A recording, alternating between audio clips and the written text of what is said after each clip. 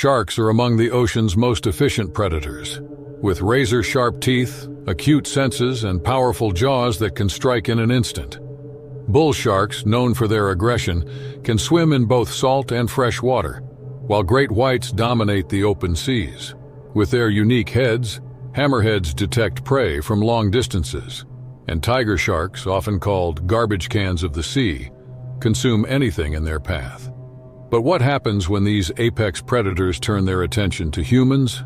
Here are 6 terrifying shark attacks you need to see to believe.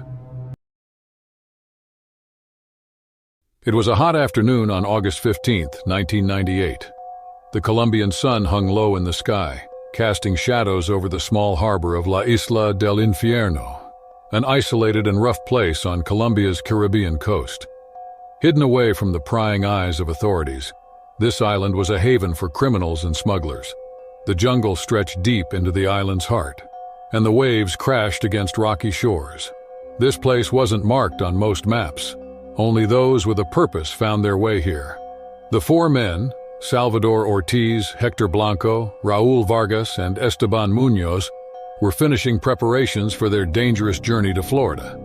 Their goal was simple: deliver 500 kilos of cocaine, worth millions to their buyers across the sea. It was a route they had taken many times before, but every trip was risky, with dangers lurking everywhere, both on land and at sea. This journey felt different. They had narrowly escaped a police raid the day before in Cartagena, where 2 of their crew had been gunned down, and blood had been spilled in the process of getting away. That blood now clung to their boat, a small, fast vessel designed to outrun authorities on the open water. They had washed the deck, but the smell lingered, a faint reminder of death. The leader, Salvador, knew they had to leave immediately before more authorities came sniffing around. The boat was loaded, and the men, nervous but experienced, climbed aboard. Their journey would take them through the open waters of the Caribbean, a stretch where many dangers lurked, including pirates, storms, and sharks, which were often seen in these parts. The waters off Colombia were known for sharks, especially the dangerous great white sharks which roamed these seas. In fact, stories circulated around the island of shark attacks on fishing boats and small vessels. These sharks, massive in size and power, were not often seen up close, but when they were, they struck fear into the hearts of sailors and fishermen alike. It was said that the blood from their prey drew them from miles away, their sharp senses guiding them to the scent of death.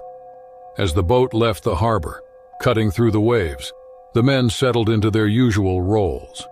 Hector manned the helm, his eyes fixed on the horizon, while Salvador double-checked the cargo, and Raul scanned their route on a map. Esteban, the youngest and newest to the crew, stood at the back of the boat, looking out at the endless stretch of water ahead. They had a long journey, and the mood was tense after what they had been through the day before.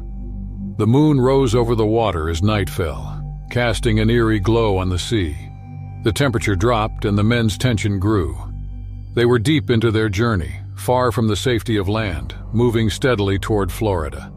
But the unease in the air grew heavier. Feeling something was off, Salvador moved toward the back of the boat.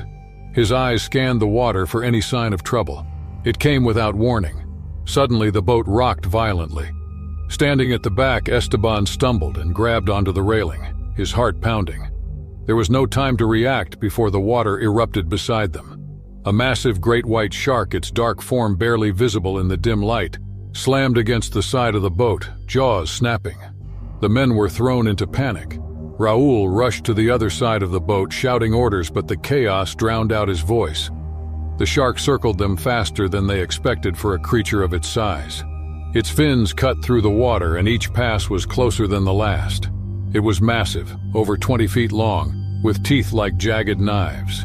Its movements were quick, precise, and deadly, fueled by the scent of blood still clinging to the boat.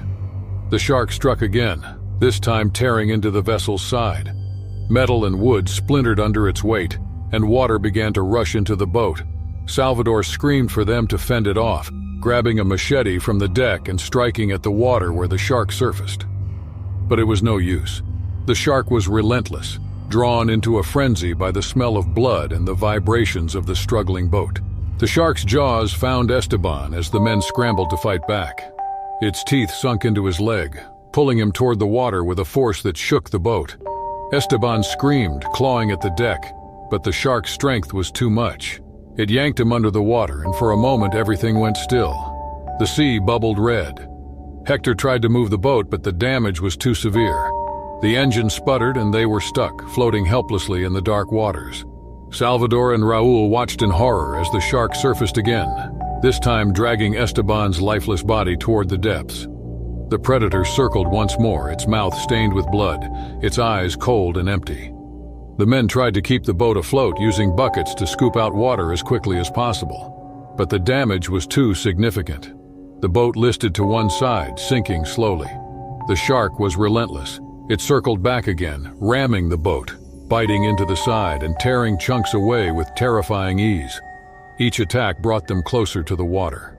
Salvador made a final, desperate attempt to grab a flare gun, aiming it at the shark, but the weapon fell from his trembling hands as the boat lurched.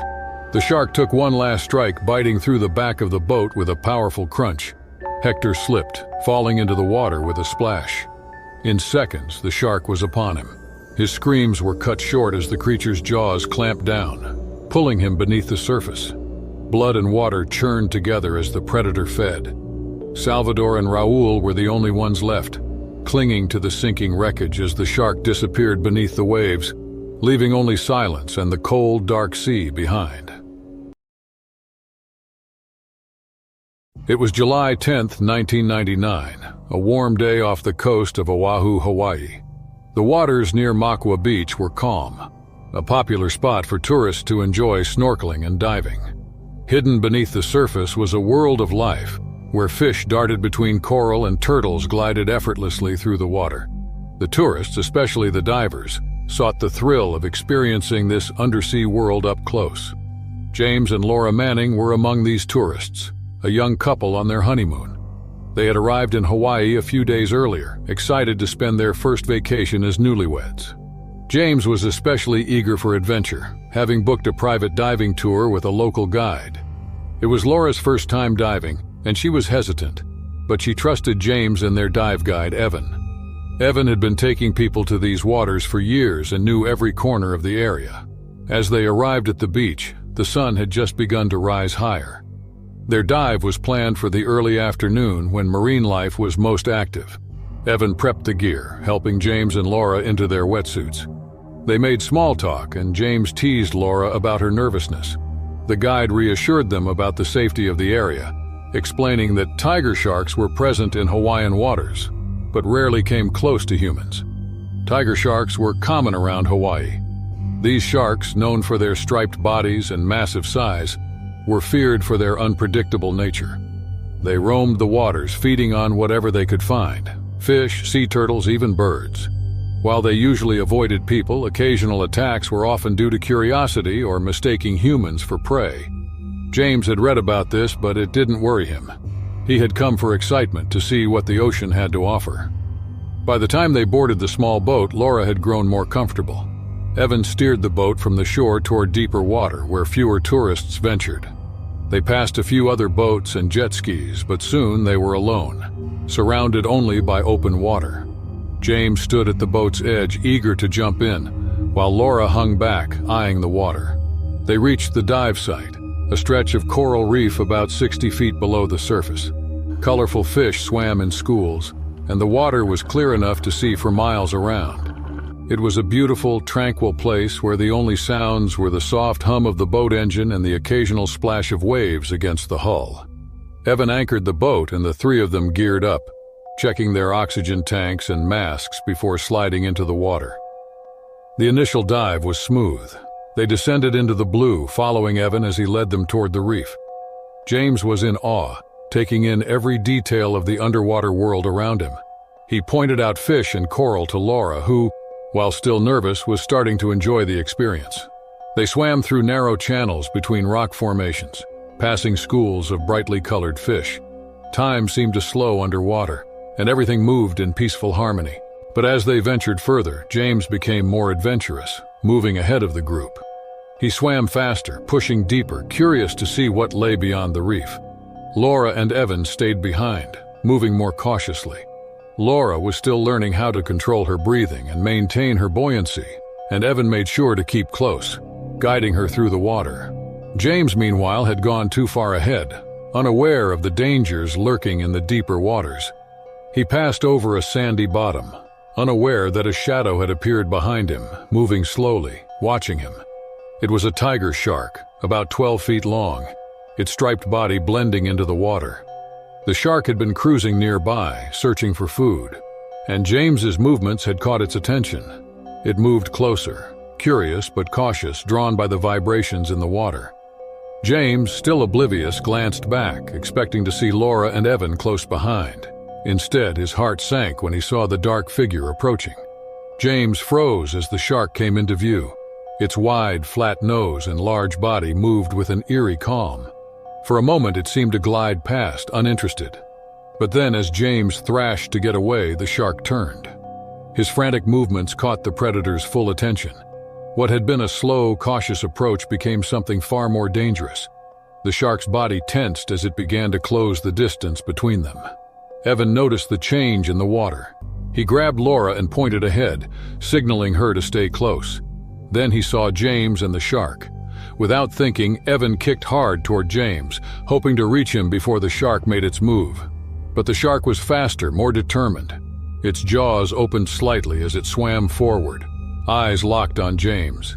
James tried to swim back to the group, his heart racing, but his movements only spurred the shark on. He looked over his shoulder and saw the shark's mouth open wider, revealing rows of teeth. His breathing quickened, and he could feel his body tiring. Panic set in, and he kicked harder, but it was useless. The shark lunged, biting down on James' leg with terrifying force. The water muffled his scream, bubbles rising around him as the shark shook its head, ripping flesh. Blood clouded the water instantly, turning the scene into a nightmare. James flailed, trying to break free, but the shark's grip was unrelenting. It bit again, tearing deeper, and James felt his strength leaving him. Evan reached them, but it was too late. The water around them was thick with blood, and the shark, now entirely in feeding mode, dragged James down. Evan hesitated for a split second, knowing the danger of getting closer. He could see the shark's tail thrashing, the water bubbling with the violence of the attack. James's body went limp as the shark pulled him under, deeper into the ocean. Evan grabbed Laura, who was frozen in shock, and forced her to swim back toward the boat. Her eyes were wide, her breath coming in rapid, terrified bursts. They could hear nothing but the sound of their breathing, and the water around them seemed to grow darker. Evan and Laura broke the surface near the boat, scrambling aboard. They looked at the water, now eerily calm, as if nothing had happened. But James was gone, taken into the depths by the tiger shark. The surface of the sea was smooth, with only faint ripples where the struggle had been. Evan and Laura sat motionless on the boat, staring at the vast expanse of water that had swallowed James. The weight of the horror they had just witnessed hung heavy between them, and neither could speak. Evan, breathing hard, began to radio for help, his hands shaking as the reality sank in. Her face was pale, and Laura could only stare at the horizon, tears welling in her eyes. The tranquil waters around them seemed mocking now, holding the secret of what had happened beneath its surface. When the Coast Guard finally arrived, the ocean was still calm, but it now held an emptiness, a deep void where James had been. The couple's dream honeymoon had turned into a nightmare they would never escape, with the quiet sea serving as a reminder of the predator lurking below. It was April 17, 2002, and the rugged coast of South Africa's eastern cape, near the town of Nyalazi, was as familiar to Damien Archer as his own hands.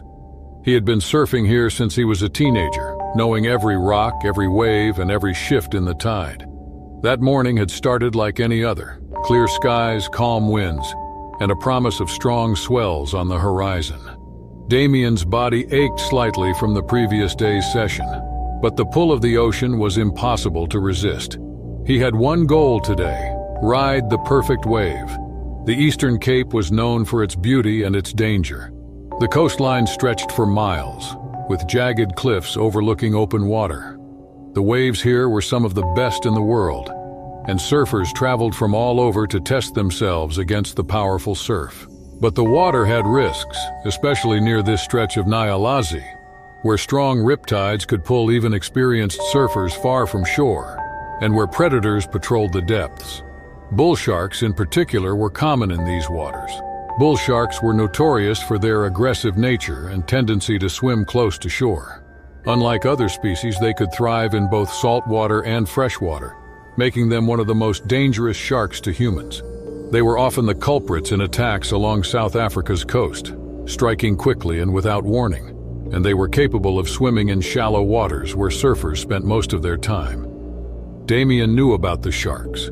He had seen them in the distance before, sleek shadows cutting through the water, but he never feared them. He had been surfing these waters for over a decade and never had a close encounter. That didn't mean he wasn't cautious. He always paid attention to the local warnings and respected the water. But today the waves were perfect, and his focus was on surfing, not what was lurking beneath the surface. As Damien paddled out into the surf that morning, the beach behind him grew smaller. The wind was perfect, pushing the waves into clean, smooth shapes. Damien sat on his board, watching the swell build, his mind clear and calm. He had gotten out early before the crowds and the water was his alone. His breathing slowed as he waited for the right moment. Then he saw a set rolling in from the horizon, building and growing. It was exactly what he had been waiting for. Damien kicked into gear, paddling hard to catch the wave. He felt the familiar adrenaline rush as the wave lifted him, and he jumped to his feet, balancing perfectly. He rode the wave with ease, carving up and down its face, feeling the power of the ocean beneath him. For a few brief moments, it was everything he loved about surfing. But as he neared the end of the wave, something changed. Without realizing it, Damien had drifted farther out than he intended. The current had pulled him into deeper water, and as he turned to paddle back to shore, he felt it, the unmistakable tug of a riptide. The water beneath him began to pull harder, dragging him away from the beach. Damien cursed under his breath, knowing he needed to stay calm. He had been caught in riptides before, but this one was strong. He began paddling sideways, trying to escape its pull, but the current was relentless. Damien didn't realize that the strong current had brought him into an area known for shark activity. Bull sharks often roamed the deeper channels just offshore, and his frantic paddling sent vibrations through the water, catching the attention of one such predator. Unseen below the surface, a giant bull shark began to circle, drawn to the movement above. As Damien paddled harder, trying to break free from the pull of the riptide, a sudden impact jolted him from his board. For a second, he thought it was just the force of the current, but when he looked down, he saw the dark shape beneath him. The realization hit hard. He was not alone in the water. His heart pounded in his chest as the shark circled, moving closer with terrifying speed. The shark struck his board first, snapping it in half with a powerful bite. Damien was thrown into the water, struggling to stay afloat in the churning waves. He could see the massive bull shark now, easily 10 feet long, its body thick and muscular. It circled him, moving purposefully as if deciding when to strike next. Instinct took over. Damien grabbed one of the broken fins from his destroyed surfboard, holding it like a weapon. He knew the shark would come for him again. It had already tasted his board and was now zeroing in on him as potential prey. His muscles burned from paddling, but he pushed the pain aside. Survival was all that mattered now. The shark attacked again, this time going for Damien's legs. Its jaws closed around his ankle, and he felt the sharp teeth slice through flesh. The pain was immediate, but Damien kicked as hard as he could, slamming the broken fin into the shark's snout. The impact startled the shark, releasing its grip momentarily and circling back to reassess its prey. Blood poured into the water from Damien's leg, and he knew that the situation had just become even more dangerous. The water around him turned red, and the shark, now fully engaged in the hunt, moved in for another strike. Damien had no choice but to keep fighting. His leg throbbed with pain, but he gripped the broken fin tighter, waiting for the next attack. The shark came at him from below, its mouth wide open. Damien swung the fin with all his strength, striking the shark in the eye. The impact sent a shockwave up his arm, and the shark thrashed violently, turning away. For a moment, Damien thought he had a chance to get away. He started swimming toward the shore, his leg dragging behind him. But the shark wasn't done. It circled again, faster this time, and its movements were more aggressive. Damien could feel the water pulsing around him as the shark moved in, ready to strike again. The broken fin was his only weapon, and he knew it wouldn't last. The shark struck one final time, its jaws clamping down on Damien's side. The force of the bite nearly knocked him unconscious, but he fought back with everything he had. With each blow, he slammed the fin into the shark's head, driving it deeper. The shark thrashed, releasing him briefly, but the damage had been done. Damien's body was weakening, and he could feel himself slipping under the surface. With his last bit of strength, Damien pushed himself back to the surface, gasping for air. He could see the shore in the distance, but it seemed impossibly far. The shark had retreated for now, perhaps disoriented by the blows, but he knew it wouldn't stay away for long. Damien kicked weakly, his blood mixing with the water as he tried to stay afloat. Damien was rescued by a passing boat before the shark could return. His body was battered and bleeding, but he had survived the attack. The broken fin, still clutched in his hand, had been the difference between life and death.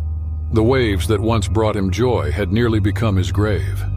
As the boat sped toward shore, Damien looked back at the water, knowing he had faced one of the ocean's deadliest predators and lived to tell the tale. But the ocean had changed for him. It was no longer a place of freedom, but one of danger, where survival came at a cost. It was October 22, 2004, and 60-year-old Robert Tully was heading into the remote waters of the Northern Territory, Australia, just outside Kakadu National Park. A seasoned fisherman, Robert had spent decades navigating these isolated rivers. Today was supposed to be like any other. He was alone in his small aluminum boat, enjoying a peaceful afternoon and hoping to catch a good fish. He had launched from a quiet inlet known as Croc Bend, an area famous for its abundant fish and lurking predators. The waters here were rich with barramundi, a prized fish for locals and tourists. But it wasn't just the fish that called these rivers home. Saltwater crocodiles, massive ancient creatures that ruled the waters, were a constant presence. They could reach up to 20 feet in length, and their power was unmatched.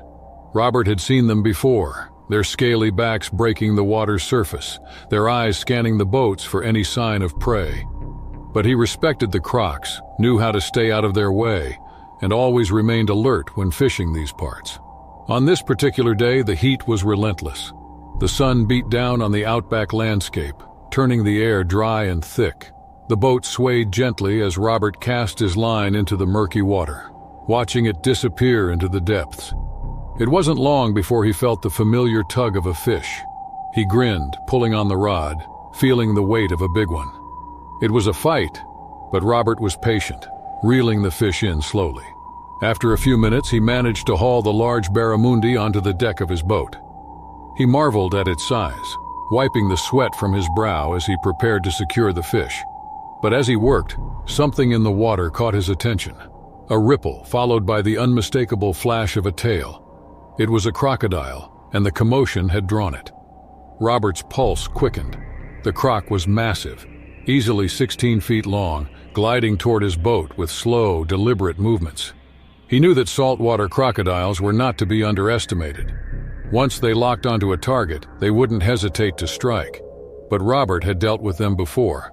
He moved calmly, securing the fish and grabbing a long pole to push the croc away if it got too close. As the crocodile drew nearer, its powerful jaws visible just above the surface, Robert prepared himself for a standoff. He had no idea that something far worse was coming. Unbeknownst to him, the splash from his struggle with the barramundi had attracted another predator, a bull shark. The river here was connected to the sea, and bull sharks frequently traveled up these waterways in search of food. Known for their aggression and ability to survive in both saltwater and freshwater, they were among the most dangerous sharks in the world. And now, a giant bull shark was circling beneath the surface, drawn by the same disturbance that had caught the croc's attention. Robert was now caught between two predators, and the real nightmare was about to begin. The crocodile reached the boat first, its jaws snapping at the edge of the vessel. Robert pushed it back with the pole, but the croc was persistent, circling the boat, eyes locked on the fisherman. He could feel the boat rocking as the croc bumped against it, testing its strength. Robert kept his grip tight on the pole, jabbing at the croc each time it came too close. He had dealt with crocs before, but this one seemed unusually determined, its massive tail thrashing in the water. Then, from nowhere, the water beneath the boat exploded in a sudden burst of movement. The bull shark struck, slamming into the side of the boat with such force that Robert nearly lost his footing. The shark, driven by hunger and the scent of blood, bit into the hull, tearing chunks of metal with its powerful jaws. Sensing the competition, the croc lashed out at the shark, snapping its jaws in the water as the two predators clashed for dominance. Robert's boat rocked violently as the shark and croc circled each other, the water frothing with their struggle. The bull shark attacked again, its body crashing into the side of the boat, splintering the hull. Robert fell, hitting the deck hard, his pole slipping from his hand and sliding into the water. The crocodile surged forward, its jaws clamping down on the back of the boat, ripping it apart as if it were nothing. Robert scrambled to his feet, his heart pounding as he realized his small vessel was being torn to pieces. With his boat breaking apart, Robert had no choice but to fight. Grabbing the sharp end of a broken oar, he prepared for the worst. The bull shark lunged again, this time coming straight for him. Its jaws snapped inches from his leg, but Robert swung the oar down, striking the shark's head with all his strength. The shark thrashed, retreating briefly before circling back, its eyes black and unfeeling. The crocodile, now fully engaged in the chaos, lunged at the shark, snapping its jaws around its tail. The two monsters twisted and rolled, locked in a deadly battle. The water around the boat turned red as they bit and tore at each other, their primal instincts driving them to kill. Robert stood frozen, knowing any wrong move would put him in their path. As the fight between the shark and croc continued, Robert spotted a chance to escape. The shore wasn't far, but he would have to swim for it with his boat destroyed. His leg throbbed from where he had been hit, but he had no other option. He dove into the water, swimming as fast as he could, every muscle burning with fear and exhaustion. Behind him, the crocodile and shark continued their violent struggle, but the sounds of their fight faded as Robert swam closer to the shore. He could feel the sting of salt water in his wounds, but he didn't stop until his feet hit solid ground. Robert collapsed onto the muddy shore, his body shaking from exhaustion and pain. Behind him, the water had returned to its eerie calm, the predators gone, leaving only the wreckage of his boat as evidence of the nightmare he had survived. Once familiar and welcoming, the river now felt like a place he would never forget, where nature's most dangerous creatures had shown their true power. On July 3, 2006, Mark Greer set out early in the morning from a small cove along the California coast near Monterey Bay. It was a routine he cherished, paddling in his kayak as the sun rose, far from the bustle of the beachgoers.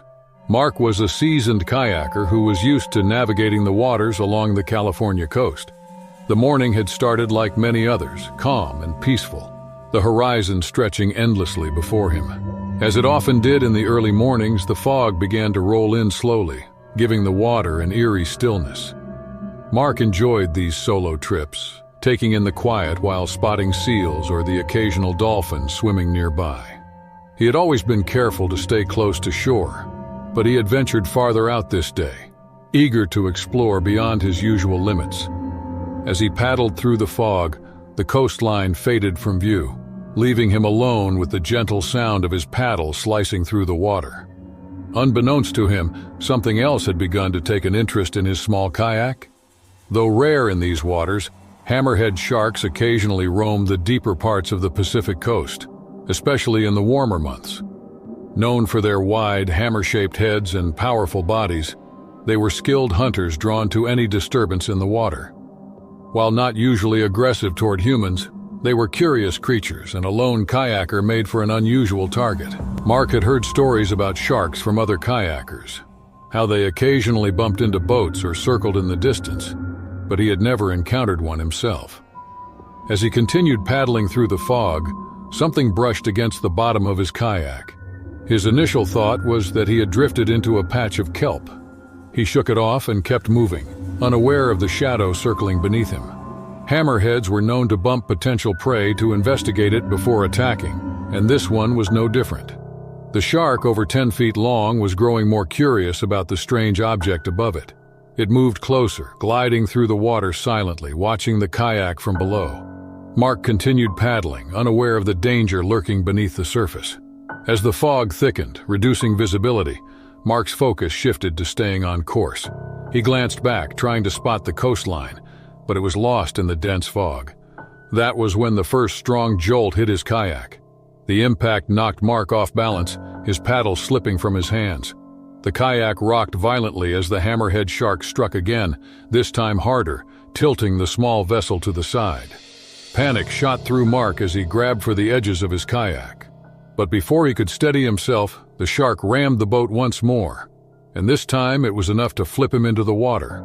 Cold shock gripped him as he plunged into the ocean, his kayak flipping completely over. Mark surfaced quickly, gasping for air, his heart racing. He scanned the water around him, the fog making it difficult to see more than a few feet ahead. The kayak floated upside down nearby, and he swam toward it, trying to pull himself back up.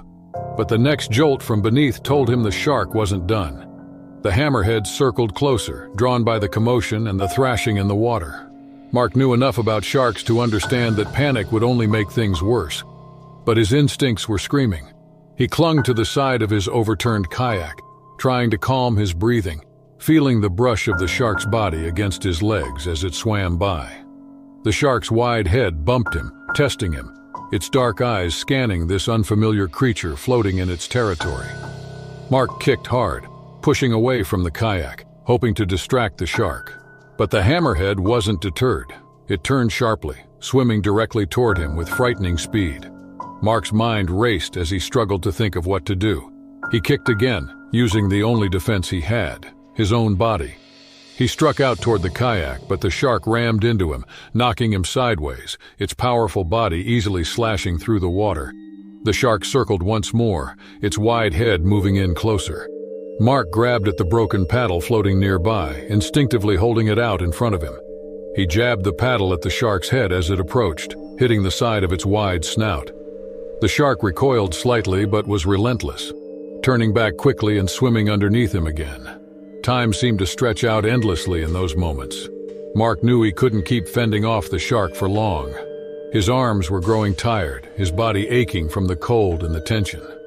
Each time the shark came closer, it seemed more aggressive, its curiosity turning into something far more dangerous. Just when he thought it would make another strike, the sound of a distant motor broke through the fog. A boat was approaching. The shark seemed to hesitate, its movements slowing as the vibrations in the water caught its attention. It circled once more, then vanished into the depths as quickly as it had appeared. As the boat neared, Mark floated exhausted and shaken, clinging to his overturned kayak. He had survived, but the terror of the encounter was something he would never forget. As the rescue boat pulled him from the water, Mark sat shivering, staring at the spot where the shark had been. Still floating nearby, the kayak was severely dented and cracked, bearing the scars of the hammerhead's attack. The fog began to lift, revealing the distant coastline once again. But for Mark, the calm water held a new, unsettling silence, reminding him of the predator that had nearly claimed him just beneath the surface. It was October 12, 2008, and the last week of the Alaskan crab fishing season had begun. Eric Dalton, a seasoned deckhand, was working on the Northern Eagle, a crabbing boat near the cold waters off Kodiak Island, Alaska. The season had been long and exhausting, and the crew was eager to finish their haul before the weather turned worse. Eric had been at this for over 15 years, and his body bore the marks of countless seasons spent hauling crab pots in these treacherous waters. On this day, the boat was pushing through icy seas, with the air biting at their faces as the crew prepared to pull in their final pots. Earlier that morning, one of the pots had come up damaged. It had likely been caught on something deep below, and without the pot functioning properly, they risked losing the last haul. Eric volunteered to go down and inspect it. He had done it before, diving into the freezing water to check on the pots. It wasn't uncommon in these final days when everything was rushed, and each pot meant a bigger payday. Eric suited up in his diving gear, mentally preparing for the frigid water. He had done this dozens of times, but today something felt different.